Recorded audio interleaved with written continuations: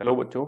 जैसे कि हम अपना एक सैम्पल पेपर कंप्लीट कर चुके हैं क्लास 10 सीबीएसई का। आज हम स्टार्ट करने जा रहे हैं अपना दूसरा सैम्पल पेपर। इसके फिर से इसके 5 सेक्शन हैं। Section A, section B, section C, section D और सेक्शन ए। हम सबसे पहले सेक्शन ए हम सॉल्व करने जा रहे हैं, जो कि 1 से लेकर 20 क्वेश्चन तक है हमारे, और सारे के सारे क्वेश्चन हमारे 1 मार्क्स के रहेंगे। ये 20 क्वेश्चन हमारे 20 मार्क्स के रहेंगे। सेक्शन ए चलिए हम सॉल्व करते हैं। जो क्वेश्चन नंबर 1 का, सेक्शन ए का क्वेश्चन नंबर 1 हमारे पास ये है। Two positive integers A and B हमें दिए गए हैं। जो ए की वैल्यू है वो दी गई x cube y square, and B की जो वैल्यू है वो दी गई है x y square. Result obtain dividing the product of positive integer by LCM. हमें रिजल्ट बताना है जब इस ए और बी को हम प्रोडक्ट करेंगे, मतलब इसका मल्टीप्लिकेशन करेंगे और ए बी का एलसीएम लेंगे, दोनों को आपस में डिवाइड करना है और उसका आंसर हमें निकालना है। तो बच्चों चलिए स्टार्ट करते हैं। सबसे पहले हम लिखेंगे यहाँ पे product of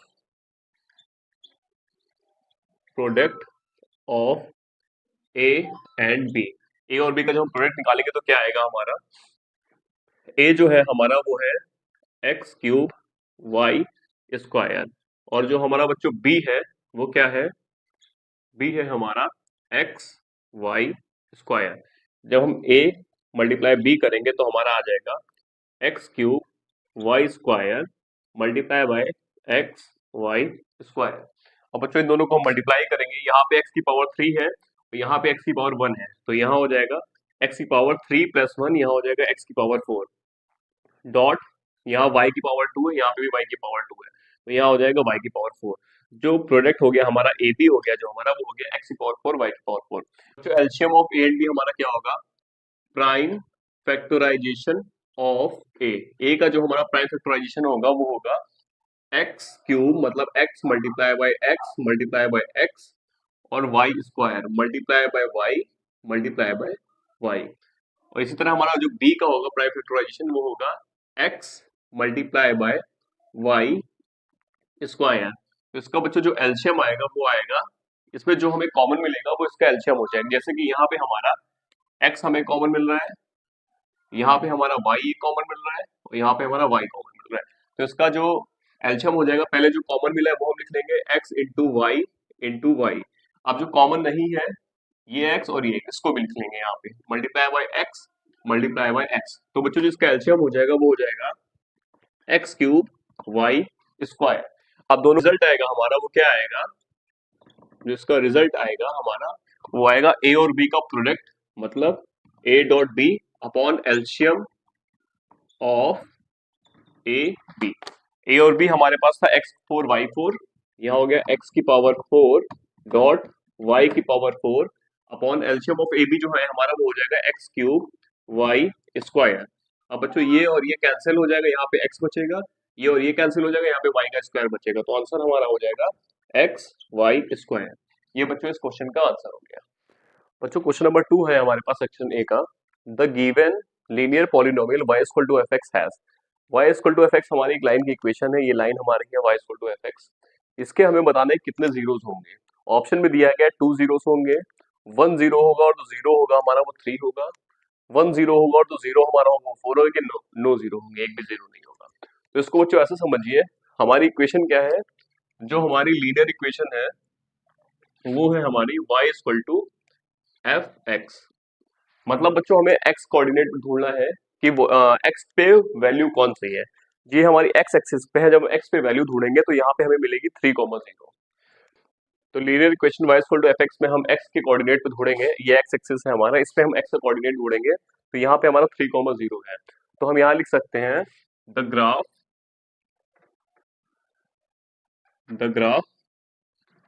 touches the x axis. जो हमारा ग्राफ है वो एक्स एक्सिस पे टच कर रहा है एट पॉइंट 3,0। मतलब बच्चों ये जो है ये लाइन है, यहाँ पे ये ग्राफ में हमारा ये जो एक्स एक्सिस पे है यहाँ पे हमारा 3,0 पे टच कर रहा है।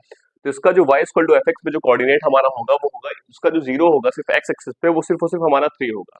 इस y से हमें y 0,4 से कोई भी मतलब नहीं है, हमें हमें एक्स एक्सिस पे पूछा जा रहा है, तो एक्सिस पे जो हमारा रहेगा वो 3,0 ही रहेगा।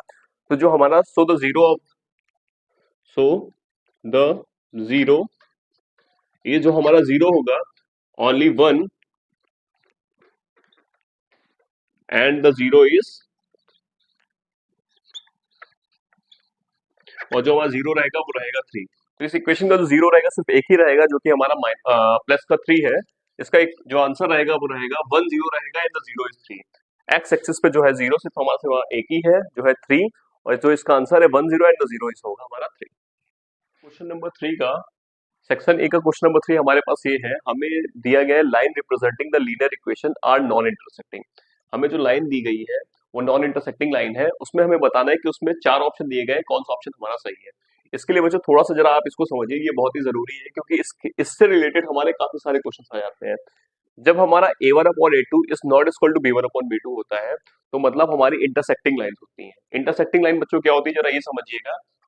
ये एक लाइन है हमारी, ये हमारी दूसरी लाइन है, ये एक दूसरे को इंटरसेक्ट, जैसे कि ये है ए बी लाइन और ये है सी डी।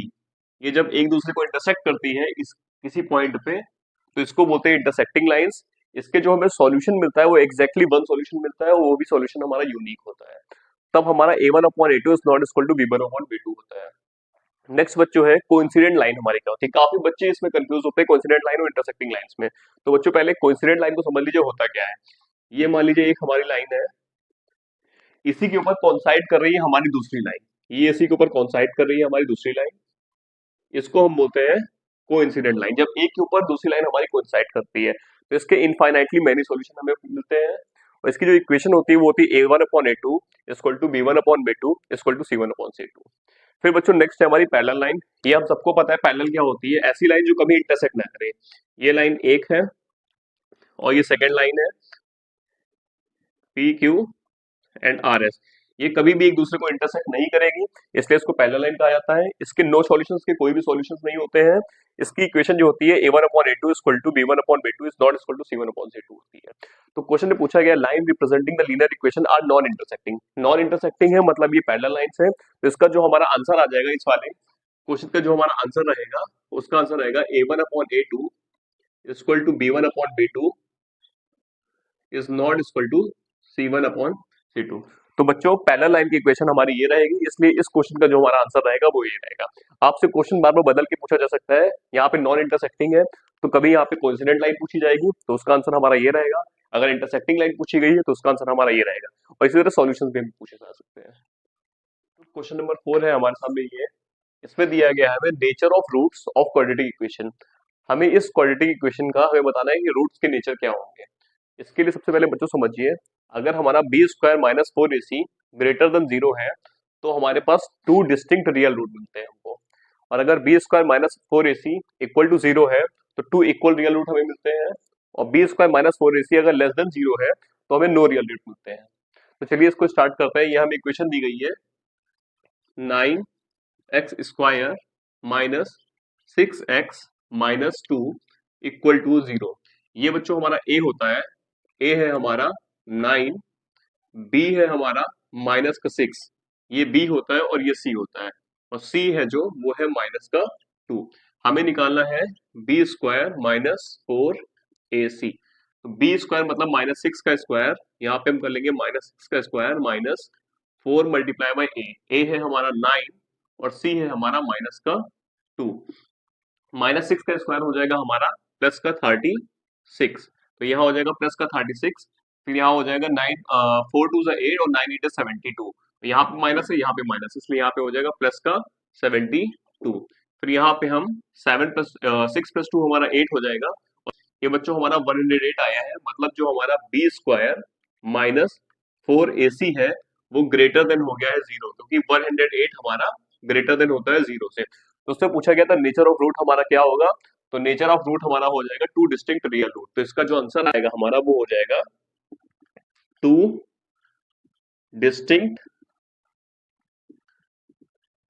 Real roots.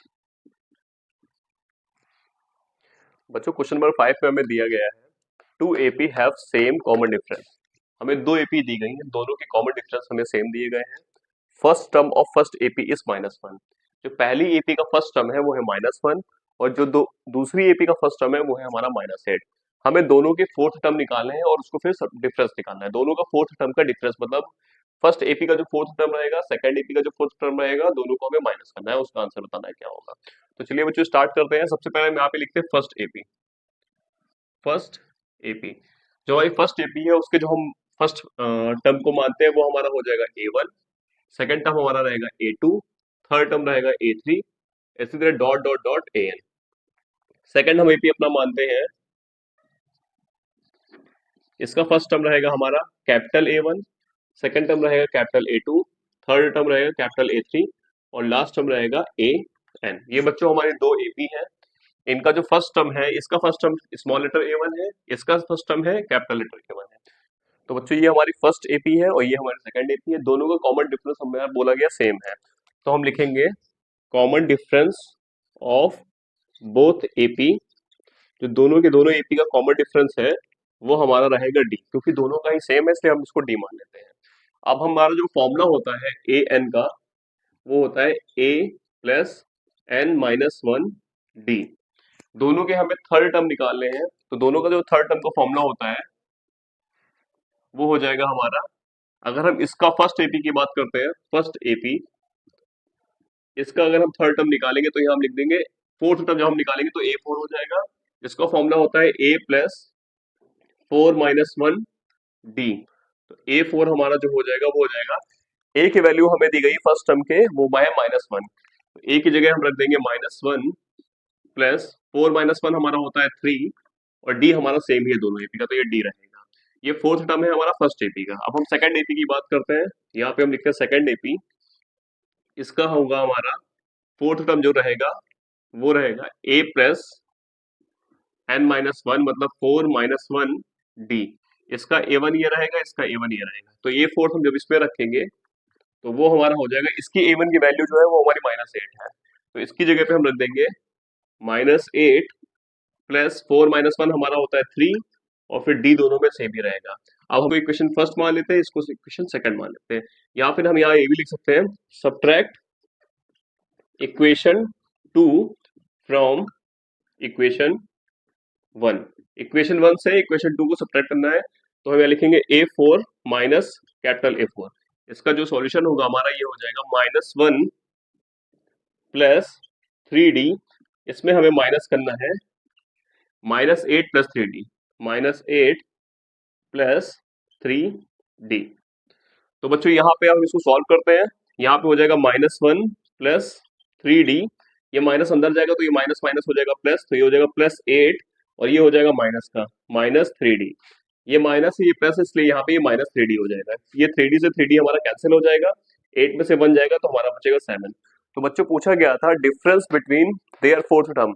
इस वाले एपी का फोर्थ टर्म हमने निकाला, इस वाले एपी का फोर्थ टर्म निकाला, दोनों को जब माइनस किया तो हमारा आंसर आया +7। बच्चों क्वेश्चन नंबर 6 है हमारे पास, find ratio in which line segment joining 2, -3 and 5, 6 divide x axis. बच्चों हमें रेशियो फाइंड करना है, जो लाइन सेगमेंट है जिसके पॉइंट दिए गए 2, -3 एंड 5, 6, ये डिवाइड कर रहा है x एक्सिस को। जब ये x एक्सिस को डिवाइड करेगा तो उस केस में हमारे जो y के पॉइंट रहेंगे वो 0 रहेंगे। ये देखिए मैंने सिर्फ इतना बनाया, इसमें मैंने y एक्सिस नहीं बनाया है। ऐसा कहने का मतलब बस इतना है, यहाँ पे भी x एक्सिस है, यहाँ पे भी x एक्सिस है, ये पूरी की पूरी x एक्सिस हमारी है। इन सब जगहों पे हमारी जो y एक्सिस की वैल्यू रहती है वो 0 रहती है, इसलिए मैंने सिर्फ x बनाया, y मैंने बनाया ही नहीं है। तो बच्चों यहाँ पे हमारी जो y की वैल्यू रहेगी वो 0 रहेगी और x की वैल्यू जो रहेगी वो x ही रहेगी। तो जो कोऑर्डिनेट रहेगा हमारे पास, कोऑर्डिनेट जो बच्चों हमारे पास रहेगा वो हो जाएगा x, 0, क्योंकि हमारी जो y की वैल्यू रहेगी x एक्सिस पे वो 0 रहेगी। अब हम इसकी हेल्प से हम m1 और m2 को फाइंड करेंगे, मतलब m1 और m2 का रेशियो फाइंड करेंगे। तो बच्चों y की वैल्यू क्या है हमारी, 0 है, तो यहाँ हम लिखेंगे 0 इक्वल्स टू y की जगह हमने 0 रख दिया। ये जो हमारा बच्चों पॉइंट है x1 y1 वो है हमारा 2, -3, वो है हमारा 2, -3, और जो हमारा x2 और y2 है वो है हमारा 5, 6। तो बच्चों ये कोऑर्डिनेट हमें रखना है, पहले लिखेंगे हम m1 y2, y2 हमारा कितना है 6 है, तो यहाँ हो जाएगा 6 प्लस m2 y1 है हमारा -3, यहाँ पे हमने लिख दिया -3 अपॉन m1 प्लस m2। ये m1 प्लस m2 इधर डिवीजन में है, इधर ये जाके मल्टीप्लिकेशन हो जाएगा, जब ये 0 से मल्टीप्लाई होगा तो ये 0 हो जाएगा। तो यहाँ हम लिखेंगे 0 इक्वल्स टू 6m1 -3m2।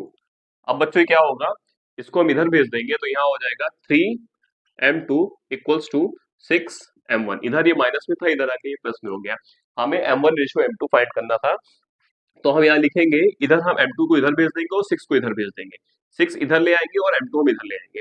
तो यहाँ पे बच्चों हो जाएगा 3/6 इक्वल्स टू m1/m2। ये बच्चों m2 इधर आ गया और ये 6 इधर आ गया।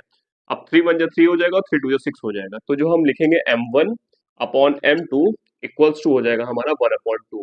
तो हमारा m1 और रेशियो m2 जो हो गया बच्चों, वो हो गया 1:2। ये हो गया हमारा आंसर। बच्चों क्वेश्चन नंबर 7 है हमारे पास, point X Y distance of 5 unit from origin. ये हमारा ओरिजिन होता है, इससे यहाँ से यहाँ तक का जो डिस्टेंस है इन्होंने बोला है वो है हमारा 5 यूनिट। ये है 5 यूनिट और इसका जो पॉइंट है हमारा वो है एक्स कॉमा वाई। इन्होंने कहा है इस तरह के कितने पॉइंट हमारे थर्ड क्वाड्रेंट पे होंगे। तो बच्चों इस तरह के हमारे पास इनफाइनाइटली पॉइंट थर्ड क्वाड्रेंट पे रहेंगे, क्योंकि हम चाहे तो पॉइंट यहाँ पे बना ले, हम चाहे तो पॉइंट यहाँ पे बना ले, हम चाहे तो पॉइंट यहाँ पे बना ले, चाहे यहाँ पे बनाए, चाहे यहाँ पे बनाए। बच्चों जो ये वाला पॉइंट रहेगा वो रहेगा -1 कॉमा -1, जो यहाँ पे रहेगा ये रहेगा -2 कॉमा -2, जो यहाँ पे रहेगा वो रहेगा -2 कॉमा -3। इसी तरह के हम ए बी सी डी करके इनफाइनाइटली इस थर्ड को, ये हमारा फर्स्ट क्वाड्रेंट रहता है, ये सेकंड रहता है और ये हमारा थर्ड क्वाड्रेंट रहता है, इसको बोलते हैं फोर्थ क्वाड्रेंट। तो ये थर्ड क्वाड्रेंट पे हम इस तरह के एक्स कॉमा वाई के पॉइंट हम इनफाइनाइटली कहीं पे भी बना सकते हैं। मतलब चाहे हम जहां पे पॉइंट बनाए इसमें इनफाइनाइटली हमारे कोई भी पॉइंट होंगे जो ये एक्स और वाई एक्सिस से मिलके बनेंगे, जिसका हम डिस्टेंस निकाल सकते हैं। तो इसका पूछा गया था how many points lie in third quadrant, third quadrant में कितने पॉइंट्स हमारे इस तरह के लाई करेंगे। तो इनफाइनाइटली मैनी पॉइंट्स हमारे जो है वो थर्ड क्वाड्रेंट पे लाई करेंगे। तो यहाँ इसका आंसर जो हो जाएगा वो हो जाएगा इनफाइनाइटली मैनी पॉइंट्स।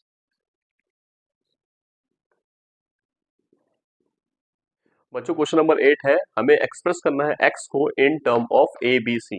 ABC के टर्म में हमें x को एक्सप्रेस करना है। ये हमें ट्रायंगल दिया गया है ABC, जिसमें जो हमारा AB है वो पैरेलल है ED के, और जो AB की वैल्यू दी गई है वो स्मॉल लेटर a में दी गई है, जो DE की वैल्यू दी गई है वो स्मॉल x दी गई है, जो BE की वैल्यू दी गई है वो स्मॉल b दी गई है, और जो EC की वैल्यू दी गई है वो स्मॉल c दी गई है। हमें बच्चों x को ABC के टर्म में एक्सप्रेस करना है। तो चलिए स्टार्ट करते हैं।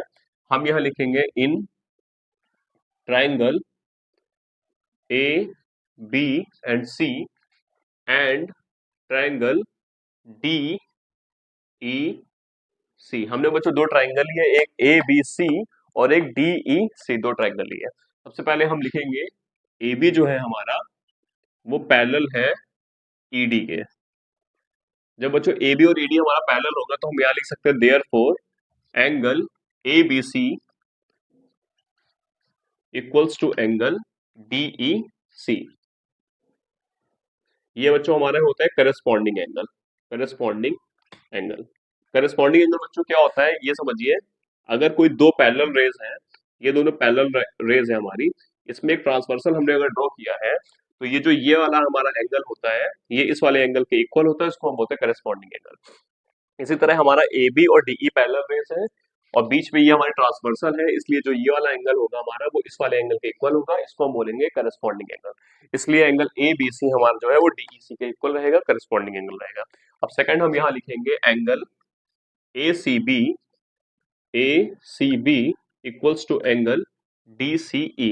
DCE ये बच्चों हमारा कॉमन है, दोनों एंगल, दोनों ट्रायंगल में ये वाला एंगल हमारा कॉमन रहेगा।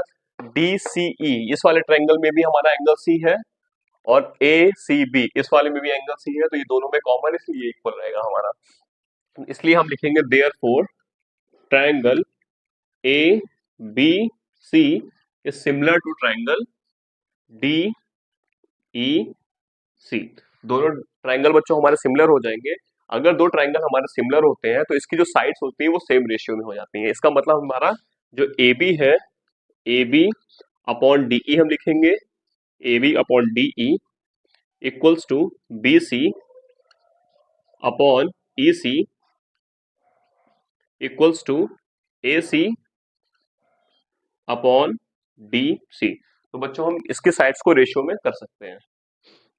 अब बच्चों हमें AB की जो वैल्यू दी गई थी वो स्मॉल लेटर a दी गई थी, तो AB की जगह हम लिखेंगे स्मॉल a, और जो DE की वैल्यू दी गई थी वो हमें दी गई थी स्मॉल x, तो यहाँ पे हम लिख देंगे अपॉन x।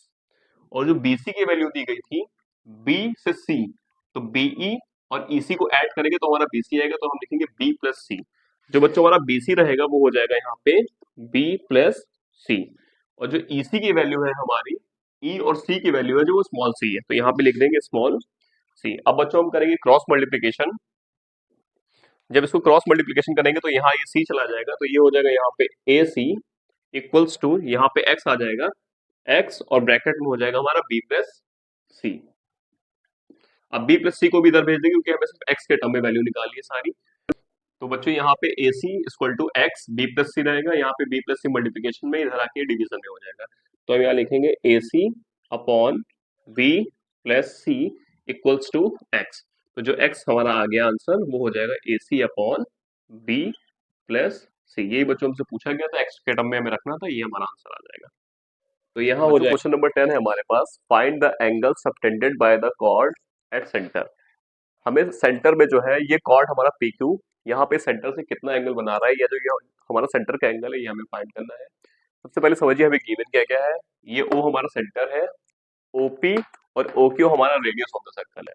तो ओपी और ओ क्यू हमारा इक्वल होगा क्योंकि ये रेडियस ऑफ द सर्कल है। पी आर हमारा टेंजेंट ड्रॉ किया गया है, ये टेंजेंट है, और पी क्यू हमारा कॉर्ड है। हमें ये वाला एंगल फाइंड करना है। इसको फाइंड करने के लिए सबसे पहले ये समझिए, जब भी रेडियस हमारा ये ओपी टेंजेंट पे ड्रॉ होता है तो ये 90 डिग्री बनाता है, ये यहाँ पे 90 डिग्री बनाता है। तो हम क्या लिखेंगे, एंगल ओ पी आर, जो एंगल ओ पी आर है वो हमारा है 90 डिग्री, क्योंकि radius drawn at tangent, radius जो है वो टेंजेंट में बनाया गया, इसलिए ये हमारा 90 डिग्री है। और बच्चों हमें दिया गया है, क्वेश्चन में गिवन है आर पी क्यू जो है वो है 50 डिग्री। ये जो एंगल दिया गया है हमें, ये दिया गया 50 डिग्री। गिवन क्या है हमें, गिवन है angle R P Q equals to 50 degree. तो सबसे पहले बच्चों हम लोग फाइंड करते हैं एंगल ओ पी क्यू, ये वाला एंगल सबसे पहले हम लोग फाइंड करते हैं। यहाँ लिखेंगे angle O P Q plus angle Q P R, Q P R equals to 90 degree. कहने का मतलब ये है बच्चों, एंगल ओ पी क्यू मतलब ये वाला एंगल, और एंगल क्यू पी आर और ये वाला एंगल, ये दोनों ही एंगल हमारे 90 डिग्री होंगे क्योंकि radius are drawn at the tangent. Same यहाँ पे हम ये चीज लिखेंगे। फिर हमें पता है कि क्यू पी आर जो है हमारा 50 डिग्री है, तो यहाँ क्यू पी आर की जगह हम लिख देंगे 50 डिग्री। तो यहाँ लिख देंगे angle O P Q plus इसकी जगह हम 50 डिग्री लिख देंगे, इक्वल्स टू हो जाएगा हमारा ये 90 डिग्री के। तो एंगल जो हमारा ओ पी क्यू हो जाएगा वो हो जाएगा 90 डिग्री माइनस 50 डिग्री, क्योंकि बच्चों इधर ये प्लस में था, इक्वल्स टू के जब उधर जाएगा तो ये माइनस में इधर आ जाएगा, तो इधर ये माइनस 50 डिग्री हो जाएगा। तो एंगल जो ओ पी क्यू हमारा हो जाएगा, 90 में से 50 माइनस करेंगे तो ये हमारा हो जाएगा 40 डिग्री। बच्चों ये जो एंगल, तो बच्चों ये जो यहाँ पे हमारा एंगल ओ पी क्यू जो होगा वो हो जाएगा 40 डिग्री। एक जरा केस समझिएगा आइसोसेलेस ट्रायंगल का। जैसे मान लीजिए ये हमारा आइसोसेलेस ट्रायंगल है, आइसोसेलेस ट्रायंगल होता है जिसकी अपोजिट साइड्स, ये दोनों साइड्स इक्वल होती हैं, उसको हम आइसोसेलेस ट्रायंगल बोलते हैं। थ्री साइड्स में से जिस ट्रायंगल की दो साइड्स इक्वल होती हैं उसको हम बोलते हैं आइसोसेलेस ट्रायंगल। तो यहाँ पे हमारा पीओ जो है वो ओक्यू के इक्वल है, और आइसोसेलेस ट्रायंगल की प्रॉपर्टी होती है, अगर ये दोनों साइड इक्वल है तो इसके सामने वाला एंगल ये और इस वाले साइड का सामने वाला एंगल ये दोनों एंगल भी हमारे इक्वल होने चाहिए। तो जैसे कि बच्चों ये हमारा आइसोसेलेस ट्रायंगल है, अगर ये 40 डिग्री है हमारा, तो ये भी एंगल हमारा 40 डिग्री ही होगा, क्योंकि इसके ये दोनों साइड इक्वल है, इसके सामने वाला एंगल ये हो जाएगा और इसके सामने वाला एंगल हमारा ये हो जाएगा, तो ये दोनों एंगल हमारे 40 डिग्री हो जाएंगे। हम लिखेंगे यहाँ पे in triangle O P Q, हमें क्या पता है ओपी जो है वो इक्वल है ओ क्यू के, क्योंकि रेडियस ऑफ द सर्कल, ये दोनों के दोनों क्या है, सर्कल के रेडियस है। देयरफॉर हम लिख सकते हैं angle O P Q, angle O P Q equals to angle O Q P, O Q P रहेगा हमारा। यहां पे हम लिख सकते हैं sides are equal, sides are equal, so their opposite angle also equal. और इन दोनों का एंगल को बच्चों हम मान लेते हैं एक्स है ये, इस 40 डिग्री को भी हम एक्स मान लेते हैं, इसको भी हम एक्स मान लेते हैं। तो यहाँ पे हम लिख देंगे एक्स इक्वल टू एक्स, ये दोनों ही हम इसको एक्स मान लेते हैं। अब हम यहाँ पे लिखेंगे angle x plus angle x plus angle P O Q equals to 180 degree. ये बच्चों इसको हमने x माना है, इसको हमने x मान लिया है, इसको भी हमने x मान लिया है। x plus P O Q जो हमारा है वो 180 डिग्री होगा। जो ट्राइंगल के हमारे तीनों एंगल का सम होता है वो 180 डिग्री होता है। इन दोनों को हमने x माना, इसलिए इसकी जगह हमने x और x रख दिया, यहाँ पे plus P O Q equal to 180 degree हो गया है। तो यहाँ पे हो जाएगा 2x plus angle P O Q equals to 180 degree. बच्चों जो x की वैल्यू हमें दी गई है वो 40 हमने निकाली है। अभी x की वैल्यू जो हमने निकाली है एंगल OPQ की वो 40 निकाली है, तो यहाँ पे हम 40 रख देंगे। 2 multiply by 40 plus angle POQ equals to 180 degree. अब इसको हम उधर भेज देंगे, ये हो जाएगा 42 हो जाएगा हमारा 80 degree plus angle POQ equals to 180 degree. तो जो एंगल POQ हमारा हो जाएगा वो हो जाएगा 180 डिग्री माइनस 80 डिग्री। तो एंगल POQ की वैल्यू हो जाएगी हमारी 100 डिग्री। बच्चों यही पूछा गया था सेंटर पे एंगल कितना बन रहा है, तो ये हमारा हो जाएगा 100 डिग्री। बच्चों क्वेश्चन नंबर सेक्शन ए का क्वेश्चन नंबर 10 हमारे सामने ये दिया गया है। इससे पहले बच्चों गलती से मैंने क्वेश्चन नंबर 9 को क्वेश्चन नंबर 10 डाल दिया था, उसको आप देख लीजिएगा थोड़ा सा। और ये हमारा क्वेश्चन नंबर 10 है, इसमें दिया गया है quadrilateral PQRS is drawn to circumscribe a circle. हमें एक क्वाड्रिलेटरल PQRS दिया गया है जो कि एक सर्कल के ऊपर बनाया गया है। PQ हमें 12 सेंटीमीटर गिवन है, QR हमें 15 सेंटीमीटर गिवन है, RS हमें 14 सेंटीमीटर गिवन है और SP की हमें लेंथ फाइंड करनी है। ये बच्चों हमारा 1 मार्क्स का क्वेश्चन आया हुआ है, हमें SP की लेंथ फाइंड करनी है। एक बच्चों प्रॉपर्टी होती है क्वाड्रिलेटरल की, हम यहाँ लिखेंगे when a quadrilateral circumscribe a circle then। बच्चों जब क्वाड्रिलेटरल हमारा एक सर्कल के ऊपर बनता है तो हमारा जो PQ प्लस RS है, PQ plus RS equals to होता है हमारा PS plus QR, PS plus QR। बच्चों फिर से समझिए, जब भी सर्कल के ऊपर हमारा एक क्वाड्रिलेटरल बनता है तो ये साइड PQ प्लस SR हमारी इक्वल होती है PS प्लस QR के। तो वही बच्चों हमने लिखा है PQ plus RS equals to PS plus QR। अब PQ की वैल्यू है 12 सेंटीमीटर, यहाँ हम रख देंगे 12 सेंटीमीटर प्लस, बच्चों हम PQ और RS की वैल्यू रखेंगे। PQ हमें 12 सेंटीमीटर गिवन है तो यहाँ लिख देंगे 12 प्लस RS हमें 14 सेंटीमीटर गिवन है तो यहाँ लिखेंगे 14 इक्वल्स टू PS की वैल्यू हमें फाइंड करनी है तो यहाँ पे हम x लिख देते हैं और QR हमें गिवन है 15 सेंटीमीटर तो यहाँ पे लिख देंगे प्लस 15 सेंटीमीटर। अब इन दोनों को हम ऐड करेंगे तो यह हमारा हो जाएगा 26 इक्वल्स टू x प्लस 15। बच्चों यहाँ पे हम 15 को इधर इधर ये प्लस में इधर आके ये माइनस में हो जाएगा तो यहाँ लिखेंगे 26 माइनस 15 इक्वल्स टू x। तो बच्चों जो हमारी x की वैल्यू हो जाएगी वो हो जाएगी 11, ये हो जाएगी 11 सेंटीमीटर। ये हमारा बच्चों x जो है वो 11 सेंटीमीटर हो जाएगा। हमसे पूछा गया था लेंथ SP, तो SP हमारी हो जाएगी 11 सेंटीमीटर। क्वेश्चन नंबर 11 है हमारे पास, साइन थीटा हमें दिया गया a अपॉन b, हमें कॉस थीटा फाइंड करना है। तो बच्चों जो साइन थीटा का फॉर्मूला होता है वो क्या होता है, हमारे पास जो फॉर्मूला होता है sine square theta plus cos square theta equals to होता है हमारा 1। अब हमें cos थीटा निकालना है in term of sin theta, तो यहाँ हम लिख देंगे, इसको उधर भेज देंगे तो यहाँ हो जाएगा cos square theta equal to 1 minus sine square theta. ये बच्चों प्लस में था, इधर आके ये माइनस में हो गया, 1 माइनस साइन स्क्वायर थीटा हो गया। तो cos थीटा हमारा जो हो जाएगा वो हो जाएगा under root 1 minus sine square theta. इधर बच्चों ये स्क्वायर में था, यहाँ से स्क्वायर हटा तो यहाँ पे ये अंडर रूट में आ गया। अब साइन थीटा की जो वैल्यू है हमारी वो है a अपॉन बी, तो हम यहाँ लिखेंगे cos theta equal to under root 1 minus a upon B का होल स्क्वायर। तो यहाँ हो जाएगा बच्चों under root 1 minus a square upon B square. अब बच्चों यहाँ पे हम एलसीएम लेंगे, ये बी स्क्वायर इधर आ जाएगा हमारे पास, तो ये हो जाएगा under root B square minus A square upon B square. यहाँ पे बच्चों बी स्क्वायर में है, जब ये अंडर रूट के बाहर निकले, या इसको हम ये समझ सकते हैं कि ये लिखा है हमारा B square minus A square upon under root B square, क्योंकि न्यूमरेटर और डिनोमिनेटर दोनों में ही हमारा बी स्क्वायर है। तो जब हम यहाँ पे बी स्क्वायर को बाहर निकालेंगे तो यहाँ हो जाएगा under root B square minus A square upon B. तो जो यहाँ से बी स्क्वायर निकला, अंडर रूट से बी स्क्वायर जो है हमारा वो बी में गया। तो कॉस थीटा की जो वैल्यू हमारी हो जाएगी वो हो जाएगी under root B square minus A square upon B. ये बच्चों हमारा आंसर। ये क्वेश्चन नंबर 12 में इस पर दिया गया सेक ए प्लस टेन ए वन माइनस साइन ए। इसको हमें सिंप्लीफाई करना है। तो सेक ए हमारा होता है वो होता है वन अपॉन कॉस ए।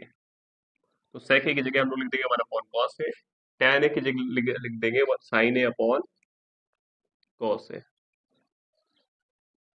और यहाँ पे बच्चों लिख देंगे वन माइनस साइन ए। तो यहाँ पे हमारा डिनोमिनेटर सेम है, इसलिए हम यहाँ लिखेंगे वन प्लस साइन ए अपॉन कॉस ए,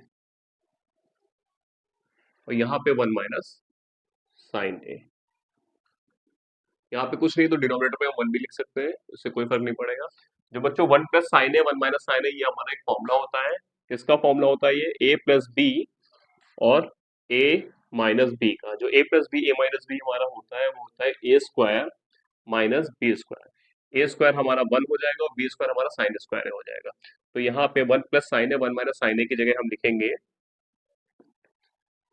वन स्क्वायर माइनस साइन ए का whole square upon cos A.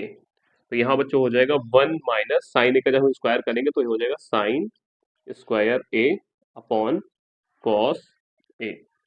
बच्चों एक फॉर्मूला हमारे पास होता है sine square A plus cos square A equals to one. अब हम साइन को अगर हम उधर भेजते हैं, इधर ये प्लस में, इधर आके माइनस में हो जाएगा।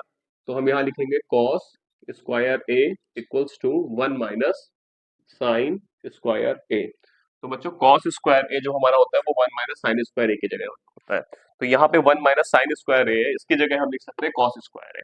तो जब इसकी वैल्यू हम यहाँ पे रखेंगे तो यहाँ हम लिखेंगे one minus sine square A upon cos ए हमारा लिखा हुआ है,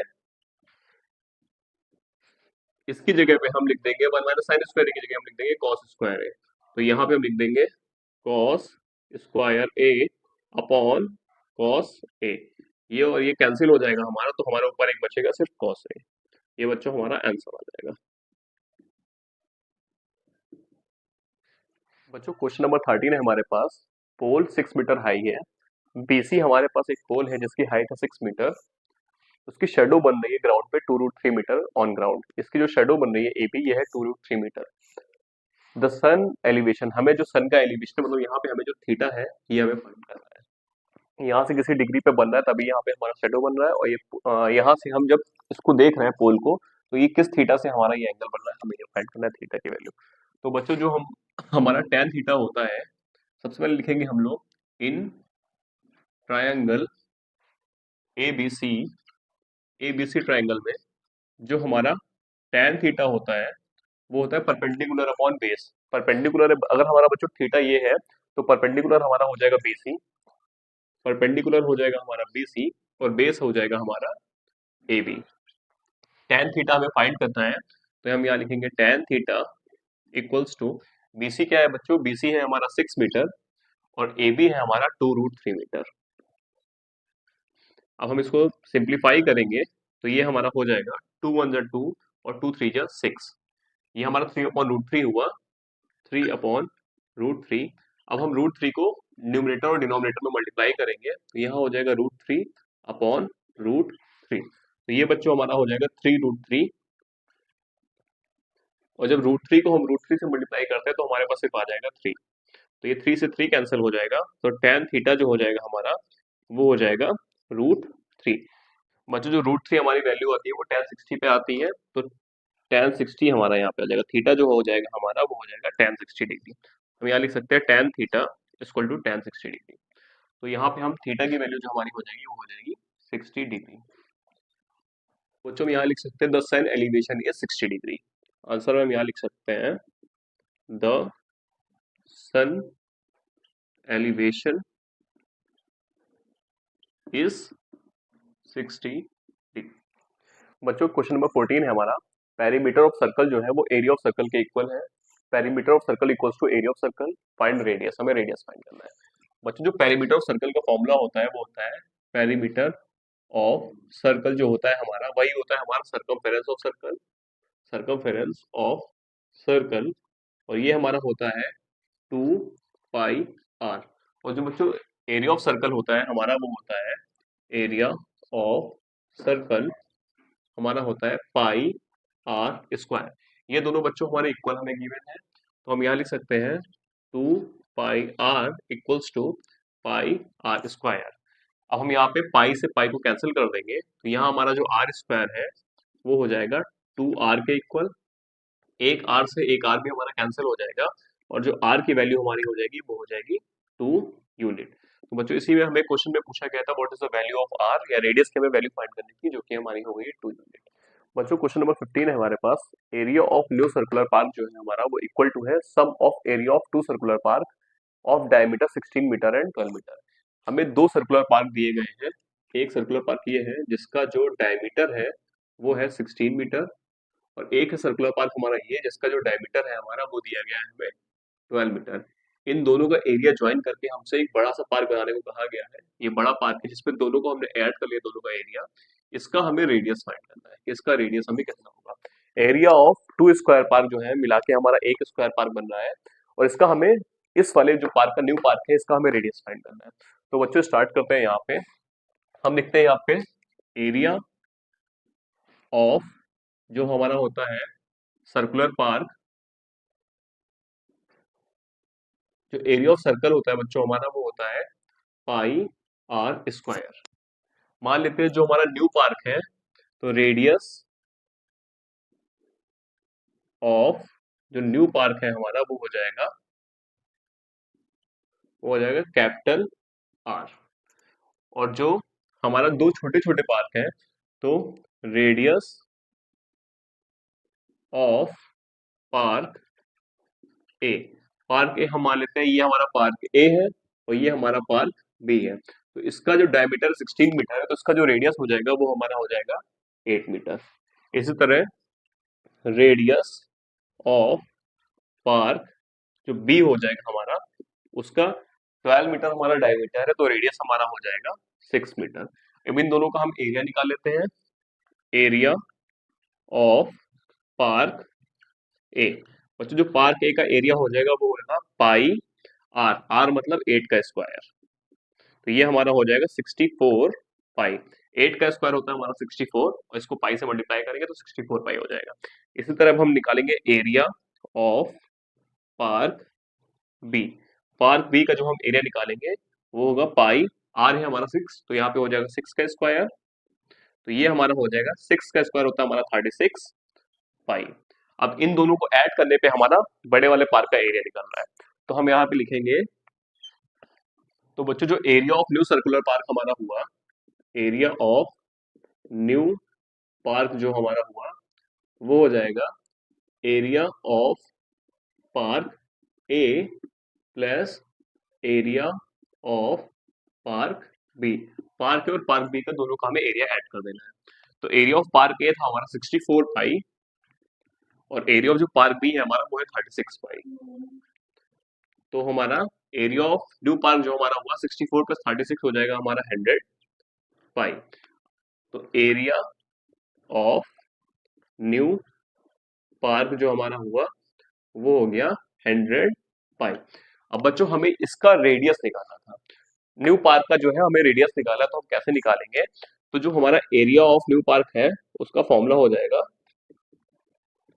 पाई आर स्क्वायर, या फिर हमने इसको कैपिटल आर माना तो हम यहाँ बोल देंगे कैपिटल आर का स्क्वायर।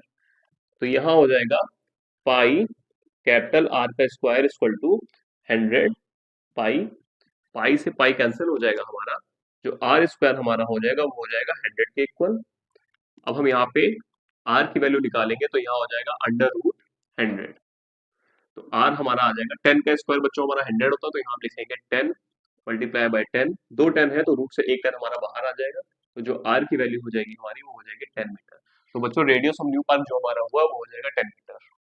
बच्चों क्वेश्चन नंबर 16 दिया गया है, हमें एक स्क्वायर दिया गया है जिसकी साइड है 2a, उसके अंदर एक सर्कल बनाया गया है, तो पूरा डायमीटर हमारा इसका भी 2a रहेगा, जो इसका रेडियस हो जाएगा वो हमारा रहेगा सिर्फ और सिर्फ a। हमसे पूछा गया है कि हमें एक पॉइंट रखना है, पॉइंट जो होना चाहिए वो हमारा शेडेड रीजन में होना चाहिए, तो उसकी प्रोबेबिलिटी क्या होगी? उसकी प्रोबेबिलिटी निकालने के लिए सबसे पहले हम क्या करेंगे, पूरे स्क्वायर का एरिया निकालेंगे, उसमें से सर्कल के एरिया को माइनस कर देंगे, तो जो हमारा एरिया आ जाएगा वो हो जाएगा एरिया ऑफ शेडेड रीजन। इसी को हमें निकालना है, area of shaded region upon total area कर देंगे, ये हमारा प्रोबेबिलिटी निकल आएगी। चलिए हम क्या कह रहे हैं, इसको करके देखते हैं। सबसे पहले हम लिखेंगे एरिया ऑफ स्क्वायर। बच्चों जो एरिया ऑफ स्क्वायर होता है वो होता है साइड मल्टीप्लाई बाय साइड, तो यहाँ हो जाएगा 2a मल्टीप्लाई बाय 2a, तो ये हो जाएगा हमारा 4a स्क्वायर। अब हम लिखेंगे area of circle. Area of circle जो हमारा होता है वो होता है पाई आर स्क्वायर। बच्चों यहाँ पे आर है हमारा ए के फॉर्म में, तो यहाँ हो जाएगा पाई ए स्क्वायर। हमें शेडेड रीजन का एरिया फाइंड करना है, तो हम शेडेड एरिया के लिए क्या लिखेंगे, एरिया ऑफ शेडेड रीजन। जो शेडेड रीजन का हमारा एरिया हो जाएगा वो हो जाएगा area of square minus area of circle, area of square minus area of circle. तो एरिया ऑफ स्क्वायर बच्चों हमारा 4a स्क्वायर है, और एरिया ऑफ सर्कल है हमारा पाई ए स्क्वायर। यहाँ पे हमारा दोनों जगह ए स्क्वायर है, तो हम ए स्क्वायर को कॉमन ले लेंगे, यहाँ पे बचेगा हमारा 4 माइनस पाई। ये बच्चों हमारा हो गया एरिया ऑफ शेडेड रीजन। हमें प्रोबेबिलिटी फाइंड करनी थी कि जो हमें डॉट रखना है वो शेडेड रीजन में ही होना चाहिए, तो प्रोबेबिलिटी हमारी जो हो जाएगी वो हो जाएगी, हम यहाँ लिखेंगे area of shaded region upon total area of square. बच्चों कहने का मतलब ये है, इस टोटल एरिया ऑफ स्क्वायर में अगर हमें डॉट रखना है तो सिर्फ शेडेड रीजन में रखना है, इसलिए हम प्रोबेबिलिटी लिख रखेंगे शेडेड रीजन के एरिया में हम रख रहे हैं dot upon total area of the square, तो इसको हम यहाँ रखेंगे। जो प्रोबेबिलिटी हमारी हो जाएगी, एरिया ऑफ शेडेड रीजन हमारा है वो है ए स्क्वायर 4 माइनस पाई अपॉन जो एरिया ऑफ स्क्वायर है हमारा वो है 4a स्क्वायर। तो यहाँ पे ए स्क्वायर से ए स्क्वायर कैंसिल हो जाएगा, हमारा जो प्रोबेबिलिटी हमारी आ जाएगी वो हो जाएगी 4 माइनस पाई अपॉन 4। ये बच्चों हमारा आंसर आ जाएगा। बच्चों नेक्स्ट क्वेश्चन है हमारे पास, question number 17। 2 cards of heart and 4 cards of spades are missing from 52 cards. हमारे जो ताश के पत्ते जो होते हैं, कार्ड्स ऑफ 52 होते हैं, जिसमें से इन्होंने कहा है हार्ट के 2 कार्ड हमारे पास मिसिंग है और 4 कार्ड्स हमारे स्पेड्स के मिसिंग है, तो टोटल हमारे पास जो मिसिंग कार्ड्स है वो हो गए 6 कार्ड्स, वो हो गए मिस कार्ड्स हुए। तो अब जो रिमेनिंग कार्ड्स हमारे पास हुए वो कितने हुए बच्चों, रिमेनिंग कार्ड्स जो हमारे पास हुए वो हो जाएगा 52 माइनस 6, तो यहाँ पे हमारा आ जाएगा 46 कार्ड जो बचे हमारे पास, वो रिमेनिंग कार्ड्स बचे हैं हमारे। उसके बाद इसमें दिया गया है अ card is drawn from the remaining card. अब इस 46 कार्ड में से एक कार्ड हमारा निकाला गया है, find the probability that black card, और हमें प्रोबेबिलिटी बतानी है कि ये ब्लैक कार्ड होना चाहिए। तो बच्चों ये समझिए ब्लैक कार्ड हमारे पास टोटल कितने होते हैं, जो टोटल ब्लैक कार्ड हमारे पास होते हैं, जो टोटल ब्लैक कार्ड्स हमारे पास होते हैं वो होते हैं 26। 13 हमारे स्पेड के होते हैं और 13 हमारे क्लब के होते हैं। इसमें से हमारे 4 कार्ड जो स्पेड्स की मिसिंग है, तो जो अब रिमेनिंग ब्लैक कार्ड हमारे हुए वो कितने हुए, जो रिमेनिंग ब्लैक कार्ड हमारे पास हुए वो हो गए हमारे 26 में से अगर हम 4 को माइनस कर देंगे तो 22 हो जाएगा। अब इसमें से हमें प्रोबेबिलिटी बतानी है इसकी और बचे हुए कार्ड्स की, मतलब ब्लैक कार्ड हमने निकाला है तो ब्लैक कार्ड हमारे पास 22 है और टोटल नंबर ऑफ कार्ड्स हमारे पास 46 है, तो यहाँ पे हो जाएगा फेवरेबल आउटकम जो हमारे पास है वो है 22 और टोटल आउटकम जो हमारे पास है वो है 46। इसकी जो प्रोबेबिलिटी हो जाएगी ब्लैक कार्ड की वो हो जाएगी हमारे बच्चों 22 अपॉन 46। तो बच्चों सेक्शन ए का क्वेश्चन नंबर 18 है हमारे पास, find the upper limit of modal class. हमें इस मॉडल क्लास का अपर लिमिट हमें फाइंड करना है। बच्चों मॉडल क्लास और मोड हमारा सेम होता है। मोड हमारा क्या होता है, मोड जो हमारा बच्चों होता है वो सबसे हाईएस्ट फ्रिक्वेंसी जो होती है वही हमारा मोड होता है। हाईएस्ट फ्रिक्वेंसी जहाँ पे बच्चों हमारी आती है वही हमारा मोड होता है। ऐसे हम इस टेबल को देखेंगे तो हमें लगेगा मोड हमारा यहाँ पे प्रेजेंट है, क्योंकि यहाँ पे सबसे ज्यादा हाईएस्ट फ्रिक्वेंसी यहाँ पे सबसे ज्यादा यहाँ पे, लेकिन ऐसा नहीं है बच्चों। हम जब इसको सॉल्व करेंगे तो हमें समझ में आएगा कि इसे जो हमारा है इसको हमें सॉल्व कैसे करना है। पहले ये समझिए, जो हाइट इन सेंटीमीटर है, नंबर ऑफ गर्ल्स हैं, गर्ल्स की जो हाइट है 140 से जो कम की गर्ल्स हैं वो है मतलब 4 गर्ल्स, तो यहाँ हम लिखेंगे 0 से लेके जो 140 सेंटीमीटर तक की गर्ल्स हैं वो सिर्फ और सिर्फ हमारी 4 गर्ल्स हैं। उसके बाद 0 से 145 की गर्ल्स हैं, वो है 11। मतलब यहाँ पे हम कह सकते हैं जो 140 से लेके 145 के बीच की जो गर्ल्स होंगी वो हमारी होंगी 11 से, और जब 4 को माइनस करेंगे तो यहाँ हो जाएगा हमारा 7। फिर बच्चों 0 से 150 के बीच की गर्ल्स जो है, 0 सेंटीमीटर से 150 सेंटीमीटर के बीच की जो गर्ल्स है वो है 29। इसका मतलब ये हुआ 145 से लेके 150 सेंटीमीटर तक की जो गर्ल्स होंगी वो हमारी कितनी होंगी, 29 में से जब हम 11 माइनस कर देंगे उतनी होंगी। तो यहाँ हम लिखेंगे 29 माइनस 11, तो यहाँ पे हो जाएगा 18। अब बच्चों 0 से 150 नंबर की जो गर्ल्स है, 150 सेंटीमीटर तक की गर्ल्स है वो है 40 गर्ल्स हैं। तो इसका ये मतलब हुआ कि जो 150 से 155 के बीच की जो गर्ल्स हैं वो कितनी हो जाएंगी, 40 में से हम 29 को माइनस कर देंगे। तो हम 40 में से 29 को जब हम माइनस करेंगे तो यहाँ हो जाएगा 11। अब 0 से 160 की जो गर्ल्स है वो 46 हैं। इसका मतलब जो हुआ 155 से 160 सेंटीमीटर तक की जो गर्ल्स है वो है 46 माइनस 40, 46 माइनस 40, इसका आंसर आएगा हमारा 6। और 165 से मतलब 0 से 165 सेंटीमीटर की गर्ल्स जो है वो 51 है, मतलब टोटल यहाँ से यहाँ तक की काउंटिंग 51 दी गई है। तो 0 से 165 तक की गर्ल्स जो है वो 51 है। इसका मतलब ये हुआ 160 से 165 सेंटीमीटर की जो गर्ल्स हुई वही हमारी 51 में से हम 46 को माइनस कर देंगे, तो यहाँ पे हो जाएगा 51 माइनस 46। तो बच्चों यहाँ पे हमारा आ जाएगा 5। अब हमें मॉडल क्लासेस की फाइंड करनी है, मतलब सबसे हाईएस्ट फ्रीक्वेंसी कहाँ पे हमारी है। सबसे हाईएस्ट फ्रीक्वेंसी हमारी यहाँ पे आ रही है 18 है। तो इस टेबल को हम ले लेंगे, हाईएस्ट फ्रीक्वेंसी वाली जो टेबल है हमारी, इसको हम ले लेंगे। इस टेबल को, इसमें हमें अपर लिमिट फाइंड करनी है। बच्चों ये हमारी लोअर लिमिट होती है 145, क्योंकि हाईएस्ट फ्रीक्वेंसी ये है। तो इसी टेबल को हम देखेंगे, उसकी ये हमारी लोअर लिमिट रहेगी और ये हमारी अपर लिमिट रहेगी। तो हमसे हाईएस्ट मॉडल क्लास की हाईएस्ट फ्रीक्वेंसी या फिर अपर लिमिट पूछी गई है। अपर लिमिट जो हमारी रहेगी वो 150 हो जाएगी। तो इसका आंसर हो जाएगा upper limit of modal class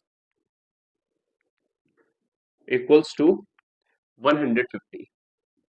क्योंकि बच्चों ये हमारी मॉडल क्लास है, क्योंकि हाईएस्ट फ्रीक्वेंसी हमारी यहाँ पे आई है।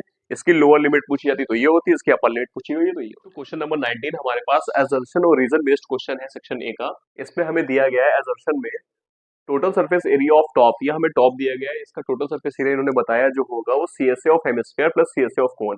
मतलब हेमिस्फीयर, ये हम हेमिस्फीयर, इसका सीएसए ऑफ हेमिस्फीयर में जब हम सीएसए ऑफ कोन ऐड करेंगे तो हमारा total surface area of the top मिलेगा। ये इन्होंने असर्शन में दिया हुआ है। और रीजन इन्होंने दिया हुआ है top is obtained by joining the plane surface of hemisphere and cone together. मतलब प्लेन सरफेस ऑफ हेमिस्फीयर और कोन को जो ज्वाइन करेंगे तो हमारा टॉप मिलेगा। तो बच्चों जैसा कि हम जानते हैं, अगर इसका हमें सीएसए निकालना होगा तो इसका हमें अगर पूरे के पूरे टॉप का सीएसए निकालना है तो सीएसए ऑफ हमें कौन निकालना पड़ेगा और सीएसए ऑफ हेमिस्फीयर भी निकालना पड़ेगा। तो इन दोनों को जब हम ऐड करेंगे तो इसका हमको पूरा टोटल सरफेस एरिया मिलेगा। तो पहला जो हमारा एजर्शन है वो एकदम सही है कि जो total surface area of top हमारा आएगा वो इन दोनों के सम के बराबर होगा। और रीजन दिया गया है top is obtained by joining the plane surface of hemisphere and cone together. हाँ, तो हेमिस्फीयर और कोन को ऐड करके ही हमारा टॉप हमारा बनेगा, तो रीजन भी हमारा सही है। तो इसका आंसर होगा both A and R true and R is the better explanation of A. ये बच्चों हमारा आंसर आ जाएगा। बच्चों सेक्शन ए का क्वेश्चन नंबर 20, जो कि हमारा 1 मार्क्स का लास्ट क्वेश्चन है, असर्शन और रीजन बेस्ड है। -5 comma -5/2 comma 0 comma 5/2 is an AP. पूछा गया असर्शन में कि क्या ये एपी है। तो सबसे पहले इसको हम ट्राई करेंगे कि ये एपी है कि नहीं है। तो यहाँ पे हम लिखेंगे एपी को -5 कॉमा -5/2 कॉमा 0 कॉमा +5/2। तो एपी बच्चों निकालने का जो फॉर्मूला होता है पता करने का, वो होता है A2 माइनस A1। ये है हमारा A2 और ये है हमारा A1। A2 माइनस A1 हम लोग करेंगे, मतलब -5/2 माइनस -5। इसको बच्चों हम सॉल्व करेंगे तो ये हमारा हो जाएगा -5/2। ये माइनस माइनस हमारा हो जाएगा प्लस, तो ये हो जाएगा +5। अब यहाँ पे बच्चों एलसीएम ले लेंगे तो यहाँ पे 2 नहीं है तो 1 2 जा 2 हो जाएगा, यहाँ पे भी 1 2 जा 2 हो जाएगा। यहाँ पे हो जाएगा -5 प्लस 10/2। तो ये बच्चों हमारा हो जाएगा 5/2। तो ये हमारा डी निकल आया जब हमने A2 माइनस A1 किया। अब फिर से हम एक बार और डी निकाल लेते हैं इन दोनों को लेके। यहाँ पे हम A3 माइनस A2 करते हैं। A3 हमारा है 0 और माइनस A2 है हमारा -5/2। तो यहाँ हो जाएगा 0 माइनस माइनस प्लस, तो ये हो जाएगा +5/2। तो फिर से हमारा आंसर आया +5/2। तो बच्चों जो AP होता है उसमें जो हमारा कॉमन डिफरेंस होता है या फिर जो हमारा D होता है वो हमेशा सेम रहता है। यहाँ पे हम देख रहे हैं हमने A2 माइनस A1 किया तब भी हमारा D 5/2 आया, और जब हम A3 माइनस A2 किए तब भी हमारा D 5/2 आया। तो हम कह सकते हैं कि एजर्शन हमारा ट्रू है, मतलब ये हमारा AP है। अब सेकंड रीजन दिया गया है, term of AP can not have both positive and negative rational number. क्या एपी में दोनों पॉजिटिव और नेगेटिव रेशनल नंबर होते हैं कि नहीं होते, ये हमें बताना है। तो बच्चों हमारे एपी में पॉजिटिव और नेगेटिव रेशनल नंबर दोनों ही होते हैं, ये रीजन हमारा है ये गलत है, क्योंकि इसमें दिया है cantt have both positive and negative rational number. तो रीजन हमारा गलत है, एजर्शन हमारा ट्रू है। तो हम यहाँ लिखेंगे वो assertion is true but reason is false. बच्चों हम लोगों ने सेक्शन ए अपना कंप्लीट कर लिया है, और हर क्वेश्चन हमारा 1 मार्क्स का था और हमारे 20 क्वेश्चन थे। तो सेक्शन ए में हमारा पूरा जो मार्क्स था वो 20 मार्क्स का सेक्शन ए था हमारा।